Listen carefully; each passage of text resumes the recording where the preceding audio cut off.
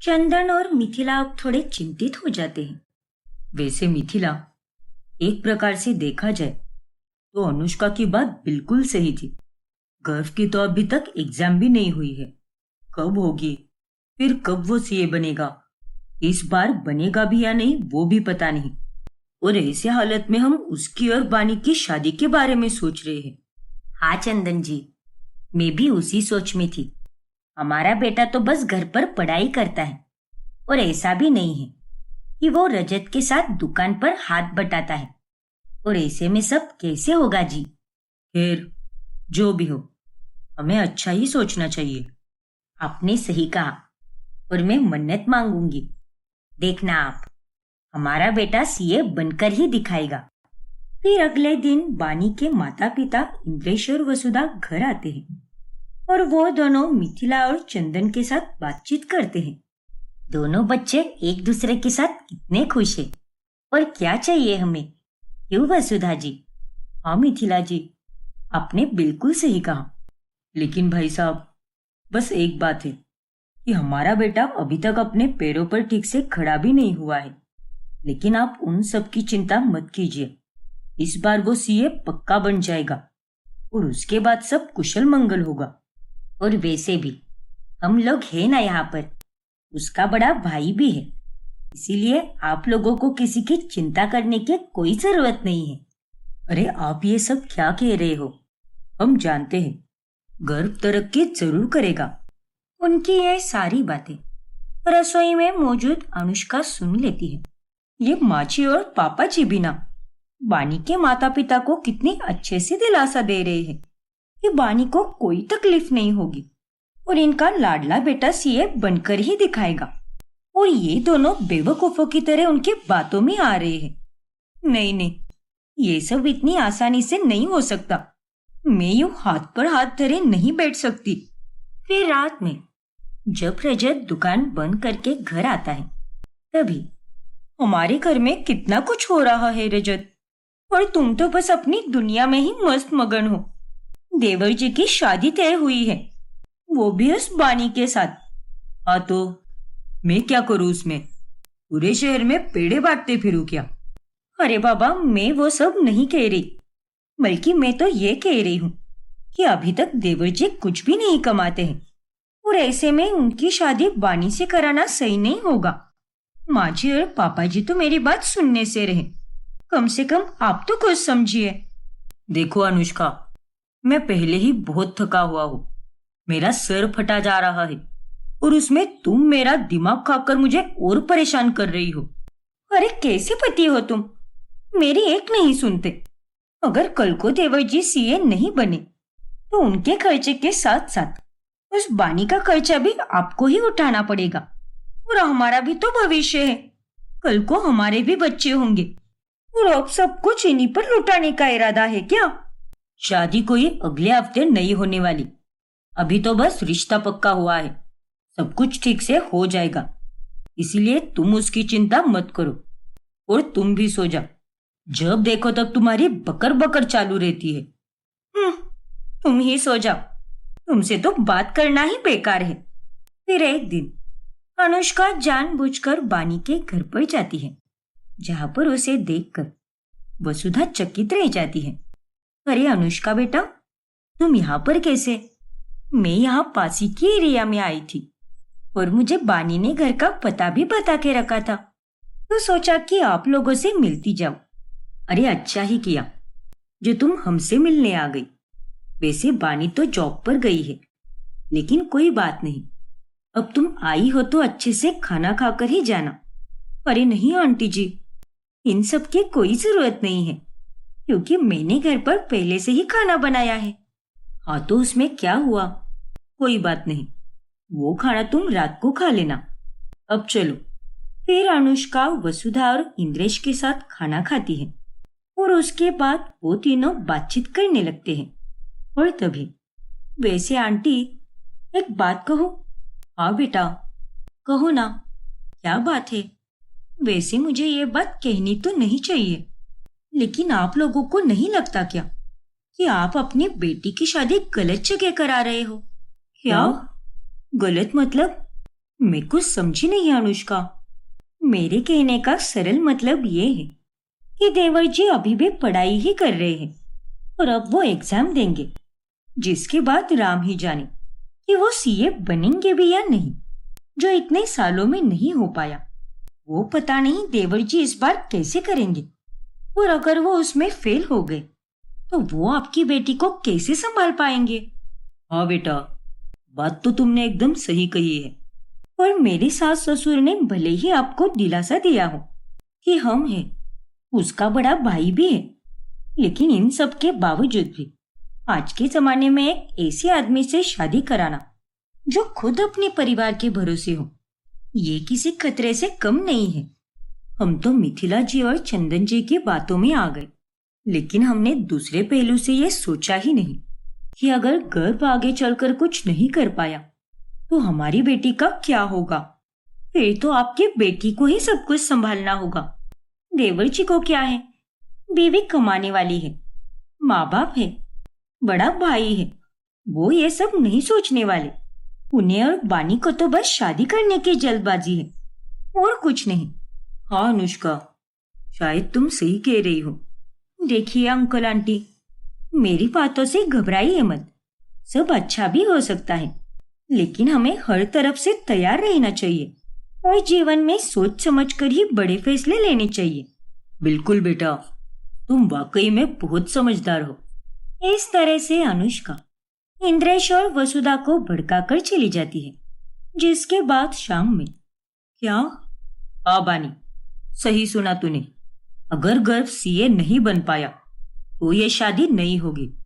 देख बेटा, हम जानते हैं कि तू और गर्भ एक दूसरे से बहुत प्यार करते हो, लेकिन ऐसे आदमी के साथ शादी करके क्या फायदा जो खुद अपने परिवार के भरोसे जी रहा हो। हाँ बेटी, हम तुम्हारे भविष्य के बारे में सोचकर ही ये सब बोल रहे हैं। लेकिन पापा। बस बानी, बहुत हो गया तुम्हारा।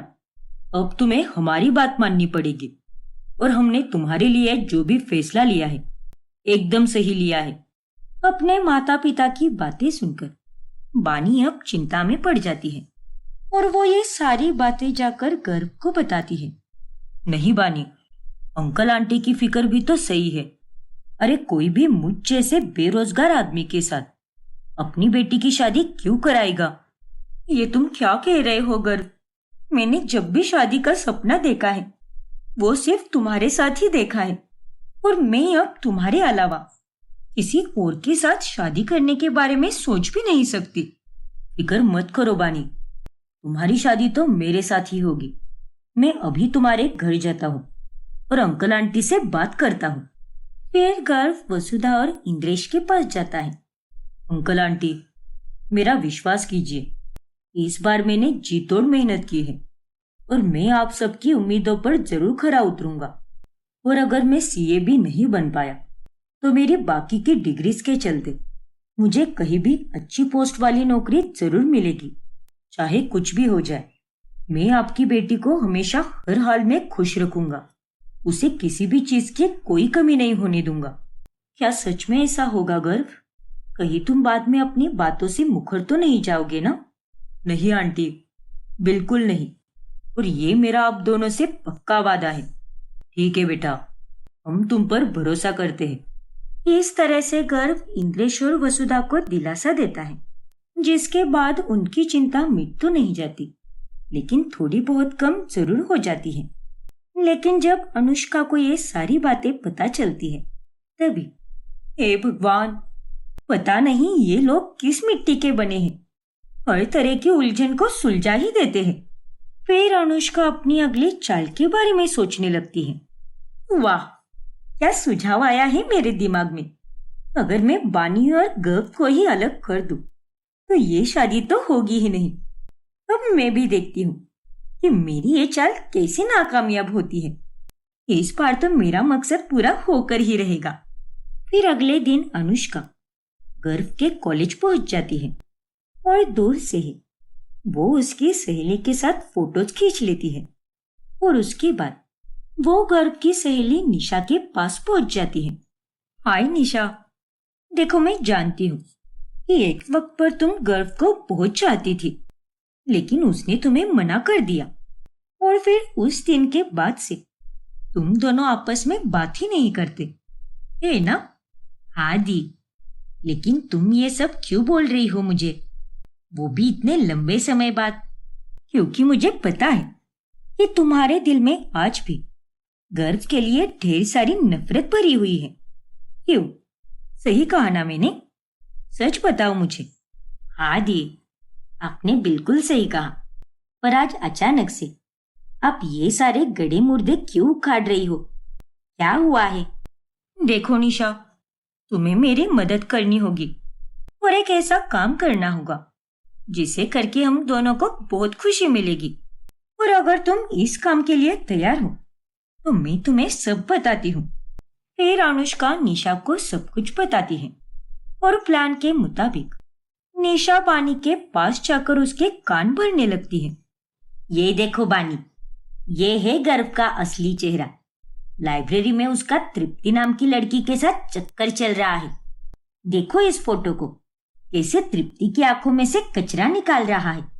अरे इतना ही नहीं है, इन दोनों को तो मैंने कई बार कपल पार्क में भी देखा है, छुप छुप के रोमांस कर रहे थे। क्या? हाँ बानी, गर्व मेरा एक्स बॉयफ्रेंड रह चुका है, लेकिन हमारा ब्रेकअप होने के बाद आज भी वो मुझे फोन करता है और मुझे आई लव यू कहते रहता है और मिलने भी बुलाता है। देखो बानी, वो लड़का जितना सीधा साधा दिखता है उतना है नहीं, इसलिए तुम अपना रास्ता बदल लो और छोड़ दो उसे, क्योंकि आगे चलकर वो तुम्हें भी धोखा देगा। लेकिन वो ऐसा कैसे कर सकता है? बिल्कुल कर सकता है। अरे जो लोग बाहर से अच्छे बनते हैं वो लोग अंदर से बुरे ही होते हैं, ठीक गर्व की तरह। और तुम्हारी हालत भी मेरी तरह ना हो जाए, इसीलिए मैं तुम्हें ये सब बता रही हूँ। बाकी तुम्हारी मर्जी। इतना कहकर निशा वहां से चली जाती है और उसके बाद बानी सीधे गर्व के पास पहुंच जाती है और वो उसे वो फोटो दिखाकर उसके साथ झगड़ने लगती है। ये फोटो? हाँ गर्व, अच्छे से देखो इस फोटो को, कैसे उस तृप्ति की आंखों में से कचरा निकाल रहे हो तुम। मुझे तुम्हारी एक्स गर्लफ्रेंड निशा मिली थी और उसने मुझे तुम्हारे बारे में सब कुछ बता दिया है। क्या निशा तुमसे मिली थी? हाँ गर्व, उसने मुझे बता दिया है कि तुम कितने बड़े धोखेबाज और बुज़दिल आदमी हो। तुम आज भी उसे कॉल करके आई लव यू बोलते हो और फिर लाइब्रेरी की उस तृप्ति के साथ भी तुम्हारा चक्कर चल रहा है। छी गर्व, कितने घटिया हो तुम। चुप हो जाओ बानी। अरे कोई आकर तुम्हें कुछ भी कह गया और तुमने सारा सच जाने बगैर उसकी बातों पर भरोसा भी कर दिया। अरे तुम पागल हो गई हो क्या? तृप्ति और मैं एक दूसरे को बहन भाई मानते हैं। उसकी और मेरी तो राखी की फोटो भी है पिछले साल की। और रही बात उस नालायक निशा की, तो वो बहुत अजीब लड़की है। उसी ने मुझे प्रपोज किया था। च्युइंगम की तरह पीछे पड़ गई थी वो मेरे, लेकिन मैंने उसे मना कर दिया और अब वो मेरी खुशियां बर्बाद करके उसी बात का बदला ले रही है। क्या? हाँ बानी, तुम्हें मुझ पर भरोसा नहीं है क्या? अरे तुम तो अच्छे से जानती हो ना कि मैं किस तरह का आदमी हूं। मैं सिर्फ और सिर्फ तुमसे प्यार करता हूं बानी। नहीं गर्व, तुम अब भी झूठ बोल रहे हो। हर कोई ऐसे ही होता है, लेकिन अब मैंने फैसला कर लिया है। हम दोनों आज के बाद फिर कभी नहीं मिलेंगे और ना ही अब हमारी कोई शादी होगी। बाय गर्व। क्या? बानी, ये तुम क्या कह रही हो? रुक जाओ बानी, प्लीज मेरी बात तो सुनो। लेकिन बानी वहां से चली जाती है और उनकी ये सारी बातें अनुष्का सुन लेती है और उसे बहुत खुशी मिलती है। अब आगे क्या होगा जानने के लिए हमारा अगला भाग देखना ना भूलें। और अगर आपने हमारा चैनल सब्सक्राइब नहीं किया है तो अभी सब्सक्राइब कीजिए और बेल आइकॉन दबाना ना भूलें। दीपिका अपने मायके चली आती है और अपनी माँ सुजाता को सारी सच्चाई बताती है। अब बहुत हो गया माँ, मैं वहां पर कभी नहीं जाऊंगी। हे भगवान। अरे दीपिका, बेटा ससुराल में तो ये सब छोटे मोटे झगड़े होते ही रहते हैं। अगर तू इन्हें नजरअंदाज करेगी तभी तेरी गृहस्थी बनी रहेगी। नहीं माँ, जब झगड़े छोटे मोटे थे तब मैंने इतना ध्यान ही नहीं दिया। लेकिन अब जो भी हुआ है ना, वो कुछ ज्यादा ही हुआ है। किसी ने मुझे नहीं समझा। सबने एक पल में ही निधि की बात को सच मान लिया, जबकि निधि ने साफ साफ झूठ बोला था। क्या? हाँ माँ, असल में तो ये सब निधि ने मुझे कार्तिक से अलग करने के लिए किया है। बाप रे, मुझे निधि से ये उम्मीद बिल्कुल नहीं थी। मुझे भी माँ। अरे मुझे तो ये लगा था कि वो एक कॉलेज जाने वाली नादान लड़की है। आखिर किसे पता था कि वो इतनी बड़ी चाल चलेगी। मैंने हमेशा सबके लिए अच्छा ही किया है, लेकिन किसी ने मेरे अच्छेपन को नहीं देखा, बस कमियां ही देखी। सुजाता अब दीपिका का काफी ख्याल रखने लगती है। ऐसे ही 4 से 5 दिन बीतते हैं। देख रहे हो ना तुम लोग, उसे गए हुए 4 से 5 दिन हो गए, लेकिन अभी तक उस लड़की का एक फोन भी नहीं आया है। खुद की गलती होकर भी कितनी घमंड में बैठी हुई है वो। अरे माँ, खुद की गलती है इसीलिए वो चुपचाप चली गई यहाँ से, वरना सच्चे लोग हमेशा अपने आप को साबित करने के लिए कितना लड़ते हैं। मैं तो उसे कभी माफ नहीं करूंगी। उसने जो भी किया है वो सब मेरे दिलो दिमाग से कभी नहीं जाएगा।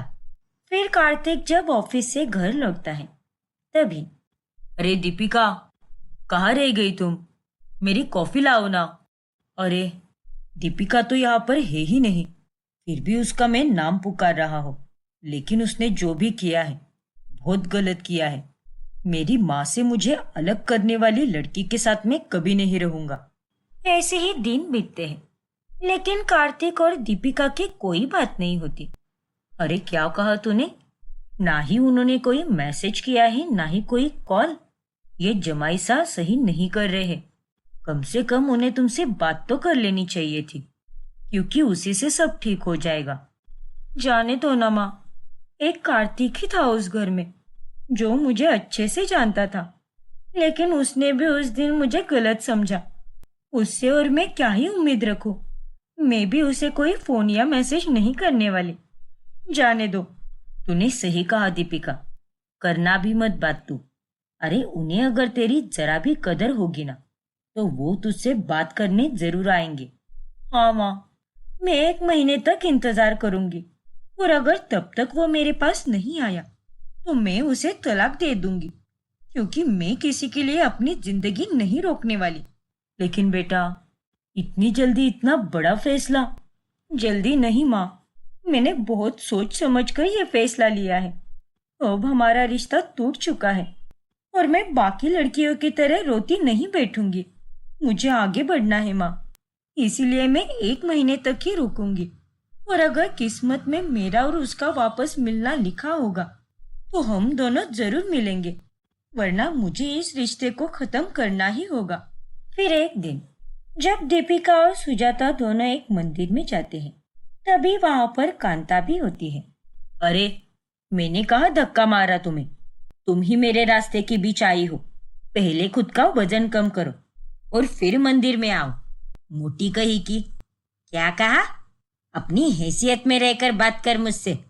देखिए काकी, आप मेरी सास से इस तरह बात नहीं कर सकती, और मंदिर जैसी पवित्र जगह पर आप किसी के बारे में ऐसा कैसा बोल सकती हो? आपको शर्म नहीं आती क्या?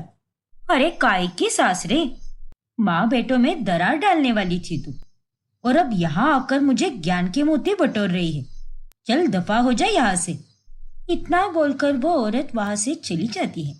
क्यों रे दीपिका, तुझे बीच में बोलने की क्या जरूरत थी? अब फिर से अच्छी बनने का ढोंग करके हमारी जिंदगी में घुसना चाहती है क्या? तुमने जो किया है वो काफी नहीं है क्या? हाँ? अरे माँ जी, आप ये कैसी बातें कर रही हो? मैंने वो लड्डू नहीं फेंके थे। आप मानो या ना मानो, लेकिन यही सच है। अरे कम से कम यहाँ पे तो झूठ मत बोल। भगवान से तो डर, नालायक कही की। देखिए समदन जी, आप ये भूल रही है कि यहाँ पर मैं भी खड़ी हूँ, और आप मेरे ही सामने मेरी बेटी के बारे में ये सब नहीं बोल सकती। इसीलिए चुप रहिए, वरना मैं भूल जाऊंगी कि आप मेरी समदन हो। तुम लोगों के तो मुंह लगना ही बेकार है। जैसी माँ वैसी बेटी। इतना कहकर कांता वहां से चली जाती है। दीपिका बेटा, तू अपनी सास की बातों पर ध्यान दे ही मत। चल, हम भगवान जी के दर्शन कर लेते हैं। हाँ माँ, चलो। फिर कांता घर जाकर मंदिर में हुई दीपिका के मुलाकात के बारे में बताती है। तभी, क्या बात कर रही हो माँ? मैंने भी कल देखा था भाभी को, और वो किसी लड़के के साथ घूम रही थी और उनके चेहरे पर एक अलग ही खुशी थी। अरे हम सब उनके बारे में यहाँ इतनी बातें करते हैं, लेकिन वो तो अपनी दुनिया में एकदम मस्त है। क्या वो एक लड़के के साथ घूम रही थी? हाँ भैया, मैंने खुद अपनी आंखों से देखा है उन्हें। देखा ना बेटा, वो पहले से ही तुझे हमसे अलग करने की फिराक में थी।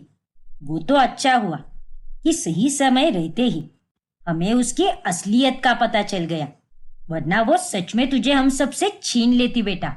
मुझे तो विश्वास ही नहीं हो रहा कि ये वही दीपिका है जिसे मैंने इतना प्यार किया था। और माँ, मैं तो कह देती हूँ कि अब भैया को भी अपने जीवन में आगे बढ़ जाना चाहिए। उनकी दूसरी शादी करा दो माँ। हाँ निधि, तू बिल्कुल सही कह रही है। और मुन्ना, मैं भी तुझे यही सलाह दूंगी कि तू भी अब उसके बारे में सोचना बंद कर दे। अरे ये सब क्या बातें कर रहे हो तुम लोग? मुझे तो कुछ समझ ही नहीं आ रहा। और इतना कौन सा बड़ा झगड़ा हुआ है जिसके चलते सीधा मुन्ने की दूसरी शादी करा देनी चाहिए? गलत सलाह देने की बजाय उन दोनों में सुलह करवाने का सोचो। अब कैसी सुलह करनी है? एक बार तोड़ा हुआ भरोसा फिर से जीता नहीं जा सकता मनोहर जी। उस लड़की ने मेरे हाथ के बनाए हुए लड्डू फेंके हैं ताकि मुन्ना उसे ना खा पाए। अरे ऐसा भला कौन करता है? हाँ पापा, अरे इतना बुरा तो कोई दुश्मन भी नहीं होता। और भैया, आप सोच समझ कर फैसला लीजिए, लेकिन दूसरी शादी के बारे में जरूर सोचिए। मैं तो आपको वही कहूंगी। ठीक है, मैं आपकी बातों के बारे में जरूर सोचूंगा। मेरा मकसद है इस घर में दूसरी भाभी लाना। इन लोगों को मैंने झूठ कहा है कि मैंने भाभी को एक लड़के के साथ देखा है, लेकिन इस झूठ से ही अब ऐसी आग लगेगी कि वो कभी बूझ नहीं पाएगी। और अब तो भैया दूसरी शादी के बारे में जरूर सोचेंगे।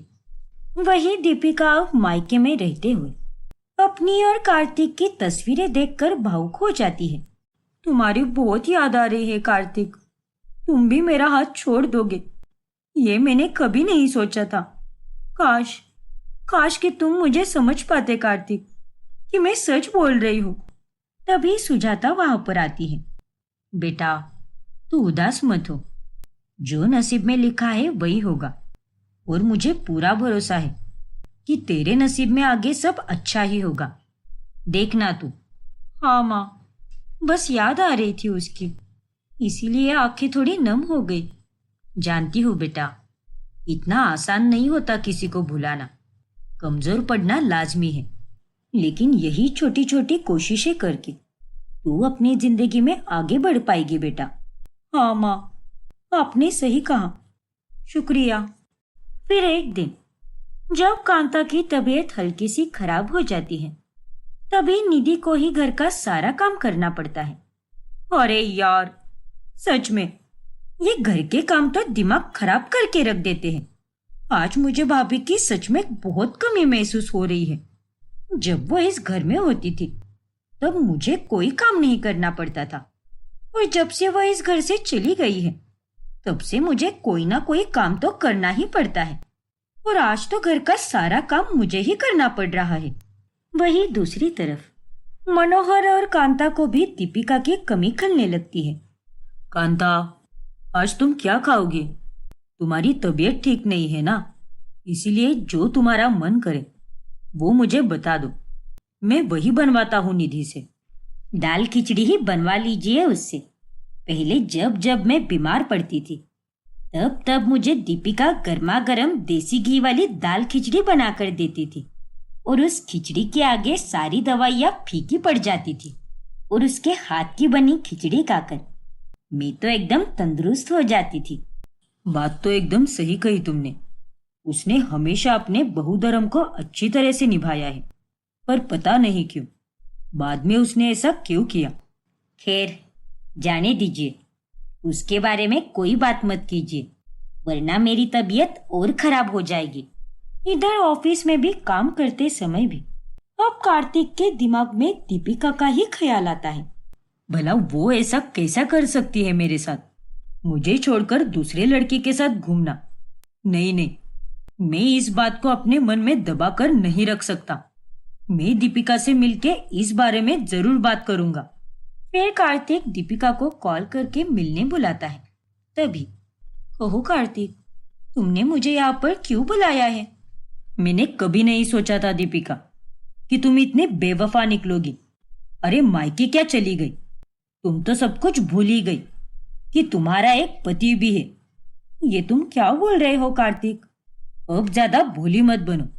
मुझे निधि ने बताया है कि तुम किसी गैर मर्द के साथ खुशी से घूम फिर रही थी। अरे शादीशुदा होने के बाद भी तुम्हें ये सब शोभा देता है क्या? हाँ? क्या? अरे तुम क्या पागल वागल हो गए हो क्या? और ये निधि भी पागल हो गई है सच में। और कितना गिरेगी ये लड़की? देखो कार्तिक, मैं पिछले एक हफ्ते से कहीं बाहर गई भी नहीं हूँ, तो फिर मैं भला किसी लड़के के साथ कैसे घूमूंगी? निधि ने तुम्हें फिर से झूठ बोला है।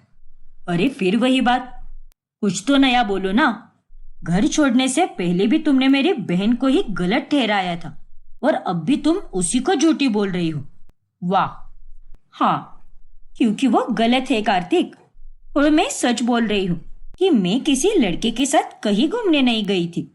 और तुम होते कौन हो जो मेरे चरित्र पर सवाल उठा रहे हो? मैं तुम्हारा पति हूँ दीपिका, इसीलिए ये हक है मेरा। तुम मुझे छोड़कर दूसरे आदमी के साथ घूमोगी और मैं चुपचाप बर्दाश्त करता रहूंगा? बस कार्तिक, बंद करो अपनी ये घटिया बातें। अरे मुझे तो ये लगा था कि तुमने मुझे यहाँ पर हम दोनों के बीच में सब कुछ ठीक करने के लिए बुलाया है, लेकिन मैं नहीं जानती थी कि तुम्हारे दिमाग में इतना सारा गन भरा पड़ा है। देखो दीपिका, मेरी बहन ने ना तो तब झूठ बोला था और ना ही वो अब झूठ बोल रही है। चुप रहो कार्तिक, और अपनी बहन की तरफदारी मत करो। पहली बार भी तुम उसी की बातों में आ गए थे, और आज तुम फिर वही गलती करने जा रहे हो। अरे तुम समझ क्यों नहीं रहे कि वो हम दोनों को अलग करने के लिए ये सब कर रही है? और मुझे तो अब पूरा विश्वास भी हो गया है कि वो लड्डू भी उसी ने फेंके होंगे। बस करो दीपिका, मैं अपनी बहन के खिलाफ ये सब नहीं सुनने वाला, समझ गई ना? हाँ तो तुम भी बस करो कार्तिक, मैं भी अपने खिलाफ कुछ नहीं सुनने वाली। अरे मुझे क्या तुमने बेवकूफ समझ के रखा है क्या? जो कोई आएगा मुझ पर झूठा इल्जाम लगाएगा और मैं भी पागल की तरह उसे सुनती जाऊंगी। अब और नहीं कार्तिक, अब मुझे इस रिश्ते से आजाद होना है। मुझे तुमसे तलाक चाहिए कार्तिक। क्या? क्या कहा तुमने? तलाक? हाँ कार्तिक, सही सुना तुमने। मुझे ऐसे लड़के के साथ बिल्कुल भी नहीं रहना है जो अपनी बीवी को समझने के बजाय अंधों की तरह अपने परिवार वालों पर विश्वास करता है। इसीलिए मुझे तलाक चाहिए। ठीक है दीपिका, अगर तुम यही चाहती हो तो मुझे भी कोई शौक नहीं है तुम्हारे साथ रहने का। मैं तुम्हें तलाक देने के लिए तैयार हूँ। फिर दोनों भी गुस्सा होकर अपने अपने रास्ते चले जाते हैं। अब कहानी में आगे क्या होगा जानने के लिए हमारा अगला भाग देखना ना भूलें। और अगर आपने हमारा चैनल सब्सक्राइब नहीं किया है तो अभी सब्सक्राइब कीजिए और बेल आइकॉन दबाना ना भूलें। काजल और अंगद शादी करके बहुत खुश होते हैं। काजल, मैं जिंदगी में इतना ज्यादा खुश आज तक कभी नहीं हुआ। सच में काजल, तुम्हारी वजह से मेरी जिंदगी में रौनक आ गई है। Thank you Angad. वैसे हमारी रिसेप्शन पार्टी में हमें रोमी और शनाया को भी बुलाना चाहिए, क्या कहते हो तुम? लेकिन काजल, मुझे नहीं पता कि वो दोनों आएंगे भी या नहीं। देखो अंगद, अब तुम तो उस घर में ज्यादा जा नहीं सकते, तो तुम्हारे बच्चों को यहीं पर बुलाया करो ना। मैं तुम्हें अपने बच्चों से अलग नहीं करना चाहती, और मुझे पूरा यकीन है कि वो दोनों जरूर आएंगे। फिर काजल और अंगद मिलकर रोमी और शनाया को रिसेप्शन पार्टी में इनवाइट करने जाते हैं, लेकिन तभी रोमी बहुत गुस्सा हो जाता है और वो काजल पर चिल्ला पड़ता है। अरे क्यों आई हो आप यहाँ पर? सब कुछ तो बर्बाद कर दिया आपने। अब क्या बर्बाद करना बाकी है, बताइए। रोमी, ये तुम किस तरह से बात कर रहे हो? तमीज से पेश आओ। अब तुम कोई छोटे बच्चे नहीं रहे, तुम्हें सब समझना चाहिए। अरे समझना माय फुट। अगर मम्मा और डड्डा ने एक दूसरे को तलाक दे भी दिया तो उसके बाद ये चुपचाप बैठ सकती थी, लेकिन नहीं, इसने ऐसा कुछ भी नहीं किया। उल्टा इन्होंने तो उनसे शादी कर ली। ये आपने बहुत गलत किया है मौसी। अरे आपके लिए मेरे दिल में जितना प्यार था अब सब खत्म हो चुका है, और आज आप यहाँ पर हमें बुलाने आई हो। हमारी ही जिंदगी बर्बाद करके आप हमें अपनी खुशियों में शामिल करना चाहती हो। छी, इतनी चीप और घटिया औरत हो आप। निकल जाओ यहाँ से। बस करो रोमी, वो तुम्हारी मौसी है। मर गई मेरी मौसी। ये मेरी मौसी नहीं, इस दुनिया की सबसे बुरी औरत है। रोमी, अपनी जबान संभाल कर बात करो, भूलो मत, अब ये मेरी बीवी है। अरे तो अपनी बीवी को लेकर यहाँ से चले जाओ। क्यों आए हो आप दोनों यहाँ पर? क्या अंगद, चलो यहाँ से। अब मुझे यहाँ पर एक मिनट भी नहीं रुकना। लेकिन काजल, आई सेड चलो अंगद। मैंने कहा ना अंगद, प्लीज चलो यहाँ से। अंगद और काजल वहां से निकल जाते हैं और प्रीति बाहर आकर काजल से कहती है, काजल, रोमी की तरफ से मैं तुमसे माफी मांगती हूँ, लेकिन अभी तक जो कुछ भी हुआ है उसके बाद बच्चों का गुस्सा निकलना जायज है। उसमें उनकी कोई गलती नहीं है। डोंट वरी प्रीति, तुम्हें माफी मांगने की कोई जरूरत नहीं है, क्योंकि मैं जानती हूँ रोमी और शनाया अभी बस उम्र में ही बड़े हुए हैं, लेकिन उन्हें दुनियादारी की इतनी समझ नहीं है। इतना कहकर काजल वहां से चली जाती है। फिर एक दिन प्रीति अपनी सहेली कनिका के पास चली जाती है और उसका मेकअप करती है। वाव प्रीति, तुझ जैसा मेकअप कोई नहीं कर सकता यार। You are amazing. ये ले, तू ये पैसे रख ले। यार कनिका, तू पागल है क्या? मैं तुझसे पैसे कैसे ले सकती हूँ? थैंक यू सो मच, लेकिन मुझे तेरे पैसे नहीं चाहिए। मैं तेरी सहेली हूं ना। अरे प्रीति, तूने मेरे लिए इतनी मेहनत की है तो तुझे तो देना बनता ही है ना। और वैसे भी मेरे ख्याल से तुझे अब इस काम को प्रोफेशन बनाना चाहिए, क्योंकि तू बहुत सुंदर मेकअप करती है और कोई प्रोफेशनल मेकअप आर्टिस्ट से कम नहीं है। और अगर तू ऐसा ही करती रही तो तुझे क्लाइंट्स भी अच्छे अच्छे मिलेंगे। हाँ कनिका, लेकिन वेकिन मत कर।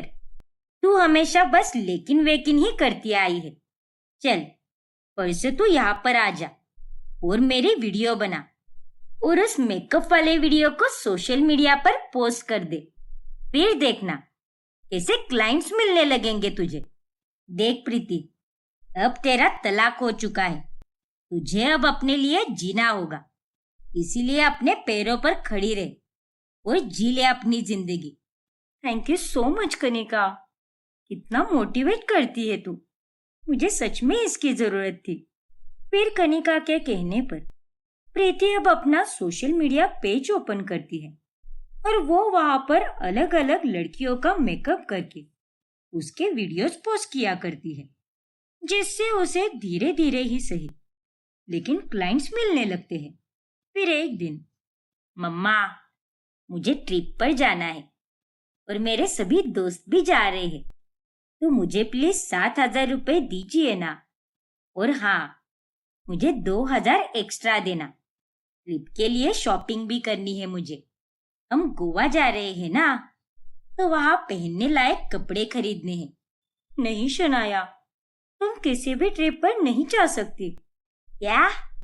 लेकिन क्यों मम्मा? अरे क्यों मतलब? अब क्या तुम कोई छोटी बच्ची हो क्या? कॉलेज जा रही हो तो अपनी पढ़ाई पर ध्यान दो। और अपना करियर बनाओ।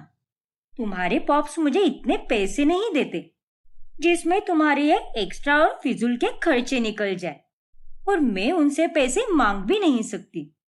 इसीलिए चुपचाप घर पर बैठो। ठीक है मम्मा, जैसा आपको हो। अरे प्रीति बेटा, तुम्हें अगर पैसों की जरूरत है तो मुझसे मांगो ना। मेरे पास तो पेंशन के कितने पैसे पड़े हैं।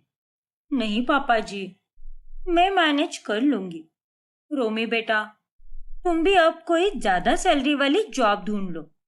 वैसे भी तुम्हें अभी काम करते हुए 1 साल हो चुका है और तुम्हारे पास अच्छा खासा एक्सपीरियंस है।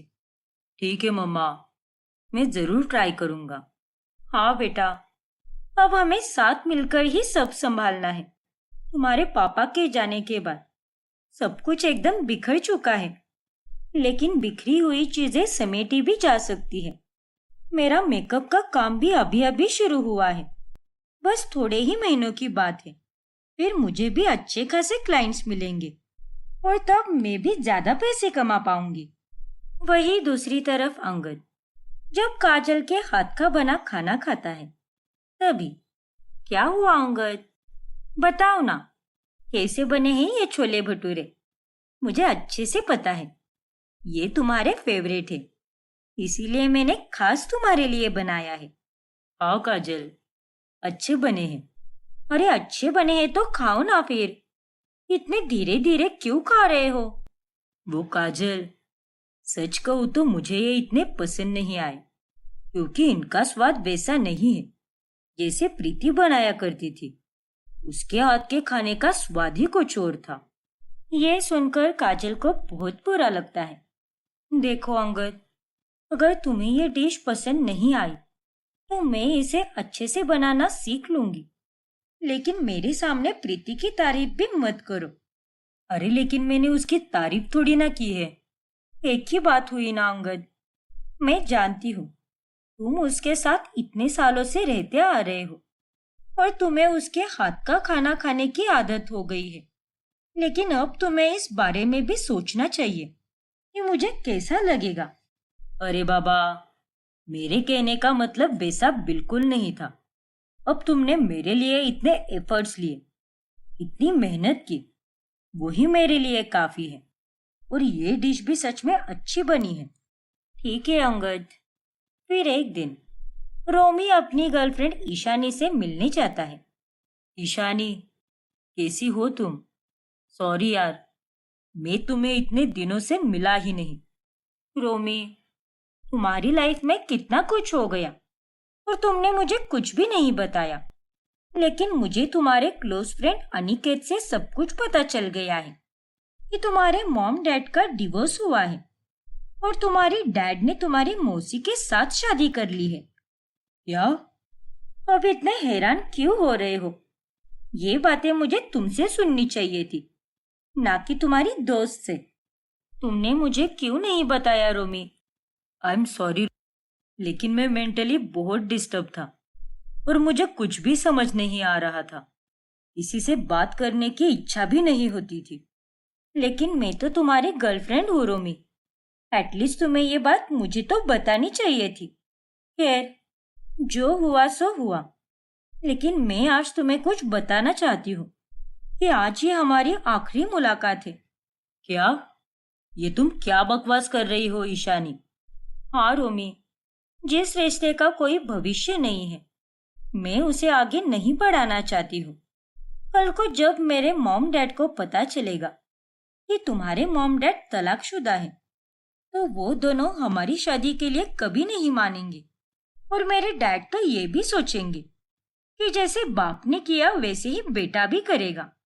इसीलिए मैं आज के बाद तुमसे कभी नहीं मिलूंगी। क्या?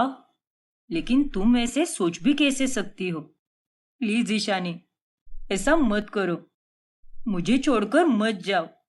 आज तो मैं इस मोड़ पर खड़ा हूँ जहां पर मुझे तुम्हारे साथ की बहुत जरूरत है। प्लीज ईशानी, मेरे पास रहो। सॉरी रोमी, लेकिन हम दोनों अब कभी एक नहीं हो सकते।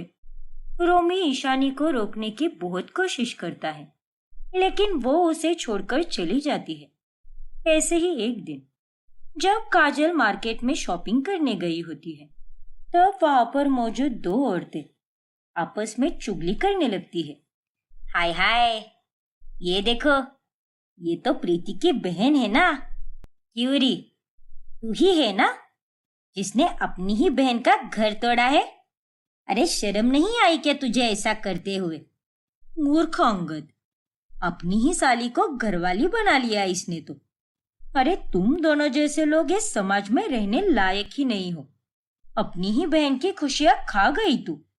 देखना, तू भी कभी खुश नहीं रह पाएगी। उन दोनों की ये कड़वी बातें सुनकर काजल बहुत दुखी हो जाती है और वो घर जाकर अंगद के सामने बहुत रोती है। अंगद, सभी लोग मुझे इतना बुरा क्यों कह रहे हैं? जिसको देखो वो बस मुझे ही ताने दे रहा है, बुरा भला बोल रहा है, और उनकी बातें मुझे बहुत चुभ रही है। अंगद, देखो काजल, तुम्हें लोगों की बातों पर ध्यान देने की कोई जरूरत नहीं है। अब लोगों का वही काम होता है, कुछ ना कुछ बोलते ही रहते हैं। और मैं हूं ना तुम्हारे पास, तो तुम्हें दुनिया वालों की क्या जरूरत है? जिसे जो कहना है कहने दो। हम दोनों जानते हैं कि हमारा प्यार और हमारा ये रिश्ता कितना सच्चा है। सही कहा ना मैंने? हाँ अंगद। ऐसे ही एक रोज शनाया फोन पर उसकी सहेली के मॉम डैड की फोटोज देखती है और वो देखकर उसे बहुत दुख होता है। दादाजी, काश मॉम डैड भी एक साथ होते और हमारी परफेक्ट फैमिली कभी नहीं टूटती। कुछ दिनों बाद मॉम डैड की एनिवर्सरी आने वाली है और उनके लिए मैंने बहुत कुछ प्लान किया था, लेकिन अब वो दोनों एक ही नहीं रहे। कितनी अनलकी हूं मैं। ना मेरे बच्चे, ऐसा नहीं बोलते। देखो बेटी, अब जो हुआ सो हुआ, उसे हम ठीक तो नहीं कर सकते ना। तो उसे लेकर क्यों रोना है तुम्हें?